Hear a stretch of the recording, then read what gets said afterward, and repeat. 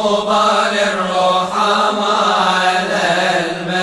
المساكين فن الرحمة حل عليهم والمسيح يرحمهم في يوم الدين ويحل بروح قدسه فيهم. بسم الآب والابن والروح القدس إله واحد أمين. أهلا بكم أحباء قناة COC. أكمل معكم وعود الله بالنجاح. كان الرب مع يوسف فكان رجلا ناجحا. إله السماء يعطينا النجاح ونحن عبيد نقوم ونبني. اتكلمنا عن ما هو النجاح، مقومات النجاح، بدأنا نتكلم عن معوقات النجاح، اتكلمنا عن الغش وعن الغرور. أكلمكم كمان عن الكسل. الكسل عدو خطير، معوق خطير للنجاح. الكسل هو الميل لعدم العمل، الميل للرخاوة، والكتاب المقدس مليان بآيات تهاجم الكسل. النفس المتراخية تجوع، أمثال 19. شهوة الكسلان تقتله لأن يديه تأبيان الشغل. الكسل بيقتل الفرص ويضيع المستقبل. طريق الكسل سهل واسع، مش بيحتاج مجهود، لكن ينتهي إلى العدم. الكسل يجيب كسل والنشاط يجيب نشاط.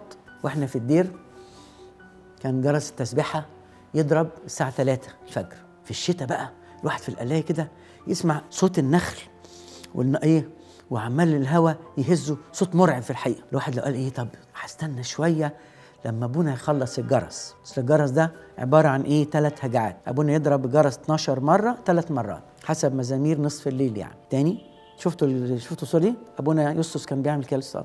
يمسك الجرس يضربه 12 ضربه، يسكت سنه، 12 ضربه 12 ضربه. فقلت طب بس ابونا يخلص الضرب بتاعه. لو قلت كده راحت عليا التسبيحه. فعلمونا كده، الكسل يجيب كسل. اول ما اسمع اول ضربه اروح شايل الغطا اقول قدوس قدوس قبل الشيطان ما يدوس. احفظوها دي، قدوس قدوس قبل الشيطان ما يدوس. الكسل يجيب كسل والنشاط يجيب نشاط. احذروا الكسل. الكسل طريق واسع مش محتاج مجهود لكن يوصل إلى العدم. السيد المسيح حكم على صاحب الوزنة الواحدة، هذا العبد البطال اطرحوه إلى الظلمة الخارجية، متى 25. الراجل ده مش شرير، مش مكتوب إنه حرامي ولا عمل حاجة وحشة. مشكلته إنه كسلان، لم يجتهد مثل أخوه أبو وزنتين أبو 5، راح دفنها كسلان. فربنا قال كده، خدوا هذا العبد البطال اطرحوه في الظلمة الخارجية لأنه كسلان. شفتوا؟ كسل حاجة خطيرة جدا جدا. مش لازم أكون شرير. واحد كده في الأبدية يقول يا رب إيدي نظيفة، أنا ما سرقتش، أنا ما.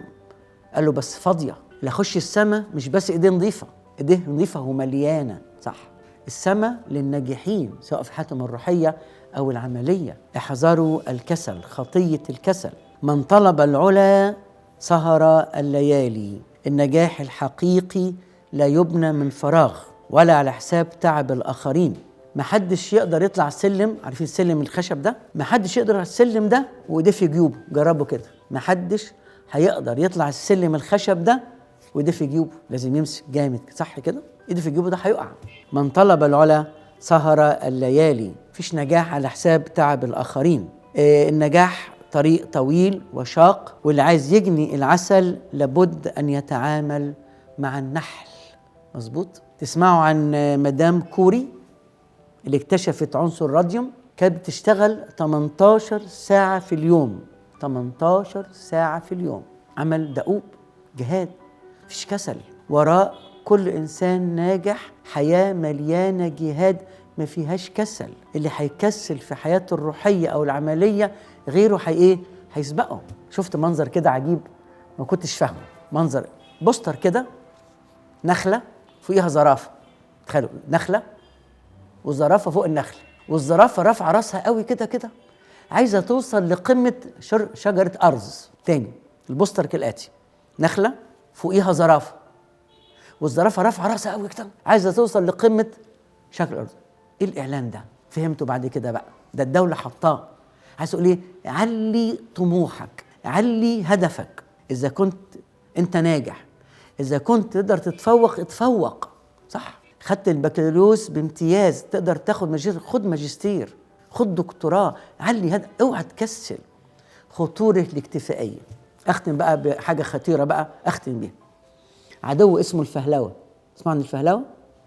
فهلوة قالوا كده، الطفل الانجليزي بيتلمذ على تعاليم الفيلسوف براون، الطفل الفرنسي بيتلمذ على تعليم فولتير، الطفل المصري بيتلمذ على تعليم الفيلسوف فهلاو اللي خرم القرش ودهن الجهو ايه؟